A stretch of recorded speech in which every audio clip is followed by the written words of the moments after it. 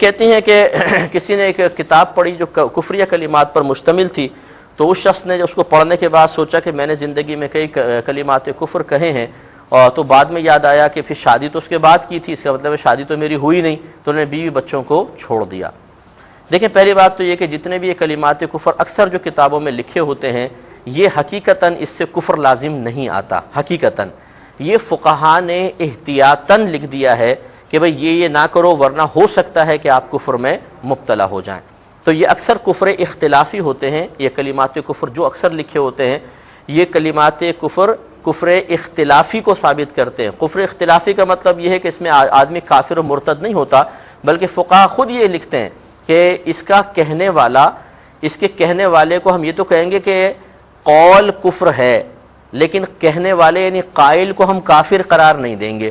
اس لیے ان بھائی کو چاہیے کہ ایک دم اس طرح کتابیں پڑھ کر فوری طور پہ از خود فیصلہ کر لینا اور بیوی بچوں کو چھوڑ دینا یہ سخت حرام اور گناہ ہے، کیونکہ ہو سکتا ہے کہ وہ کلمہ جو اس کے زبان سے کلمات کفر نکلے ہیں وہ حقیقتاً کفر نہ ہو، بلکہ فقہا نے احتیاطاً غیر کفر کو کفر لکھا تاکہ اصل کفر میں حقیقتاً کفر میں مبتلا نہ ہو جائے۔ تو اب یہ اپنی جہالت میں خالی یہ کلمہ کفر پڑھ کر بیوی بچوں کو چھوڑ دے، نہ ان کا حق ادا کرے، نہ ان کے حقوق کو صحیح طریقے سے دیکھے، ان کی دل آزاری کا مرتکب ہو، تو یہ تقوی نہیں ہے، یہ شیطانی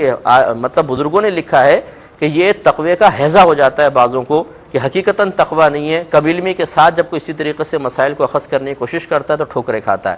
ہمارا مشورہ یہ ہے کہ کوئی بھی اگر آپ کی زبان سے کلمہ کفر نکلا ہے، میں نہیں کہہ رہا ہوں کہ اس کو نظر انداز کر دیں، بے پرواہی اختیار کریں، نہیں، اسے آپ فوراً لکھ کر کسی اچھے مستند مفتی صاحب کے سامنے پیش کریں اور شرعی حکم معلوم کریں، وہ جو مشورہ دیں وہ اس کے مطابق عمل کریں۔ از خود مطلب کلمہ کفر پڑھ کر اس طرح کے فیصلے کر لینا، اور یہ ایک مسئلہ نہیں ہے جو آپ نے ارشاد فرمایا، میں تو مفتی ہوں، جن لوگوں نے یہ کلمات کفر لکھ کر لوگوں میں عام کیے ہیں، ہمارے اکابرین اس کے سخت مخالف رہے ہیں۔ میں آپ کو عرض کرتا ہوں، انہوں نے منع کیا کہ عوام میں یہ کلمات کفر عام نہ کیے جائیں۔ وجہ اس کی یہ ہے کہ ان میں سے بہت سارے کلمات ایسے ہیں جن سے حقیقتاً کفر ثابت ہوتا ہی نہیں ہے، وہ فقہا نے صرف احتیاطاً لکھے ہیں۔ اب لوگوں کے ہاتھ میں اس طرح کے کلمات کفر دے دینا جس پر وہ قیاس کر کر کے ہر ایک کے قول کو کفر قرار دے کر ان کے خاندانوں کو توڑوا رہے ہوں، یہ ایک کیس نہیں ہے، میرے پاس سینکڑوں کیس آئے ہوئے ہیں۔ اگر آپ چاہیں تو آئیے میں آپ کو دکھاتا ہوں کہ کتنے کیسز ایسے آئے جو ان کلمات کفر پہ لوگوں نے اپنے گھر بار تو تباہ کر دیا، بیویاں چھوڑ کر اپنے میکے جا کر بیٹھ گئیں، انہوں نے شوہر سے طلاق کا مطالبہ کیا اور جب طلاق نہیں ملی تو کورٹ سے خلا لے کے دوسری جگہ نکاح بھی کر لیا۔